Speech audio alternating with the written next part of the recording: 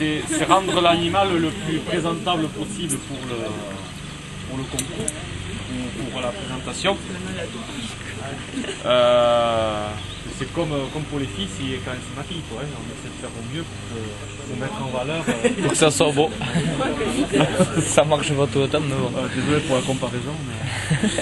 Mais... non, alors, mis à part les bêtises, donc de toute façon, c'est la nettoyer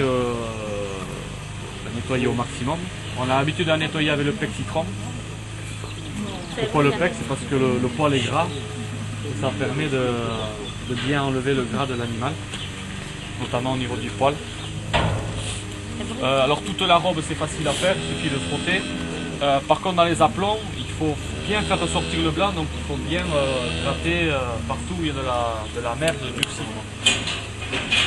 Un détail qui permet de différencier un bon clipage de nôtre, c'est le nettoyage des sabots. Il faut réussir à bien nettoyer les sabots. Parce que quelquefois il y en a qui viennent avec les bêtes, les sabots ne sont pas nettoyés.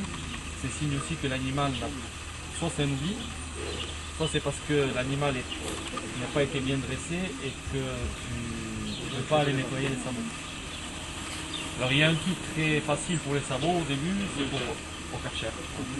À la rotobuse, plein gaz.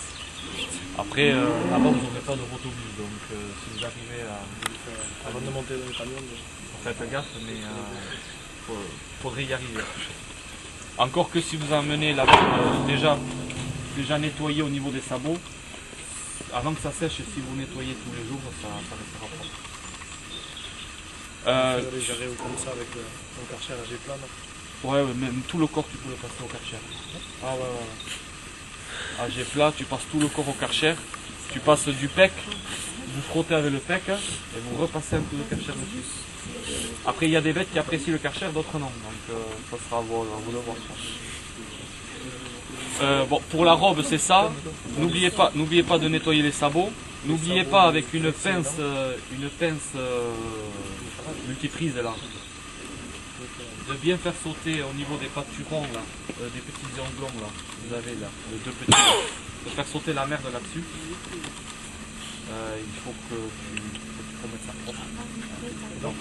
Sur la tête, n'oubliez pas de bien nettoyer les boucles. Quelquefois il y a des têtes qui viennent avec des boucles sales, n'oubliez pas, extérieur, de bien nettoyer les oreilles. Beaucoup de tige. Voilà, ouais. Non, Les poils à l'intérieur. non, ne tournez pas. Ne tournez pas, vous laissez les poils, vous les laissez bien droits comme ça même. Ça fait naturel.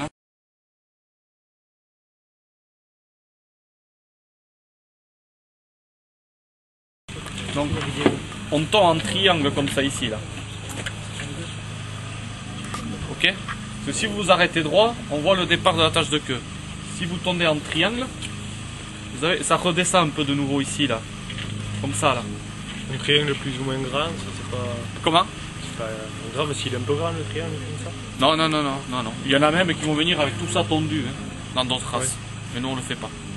Donc plus la queue est relevée, plus on va loin. Ouais, c'est variable en fonction des vaches en fait. Hein. On s'adapte. Ça veut pas dire que ça va plus loin hein, automatiquement. Pas toujours. Et après on tourne tout ça. Vous prenez à la main, vous sentez le... Vous descendez. Vous avez la queue qui s'arrête ici à peu près au niveau des articulations. Hein, mais vous vous arrêtez à peu près 15 cm au-dessus de la fin de... Vous sentez ici là, la queue qui s'arrête. 15-20 cm au-dessus. Et à partir de là, vous tombez. Et le bout, on le coupe? Alors après le bout, On le coupe droit et on fait des faux trous. ici on va le faire ici à peu près en bordure, je vais le couper droit. Pas plus.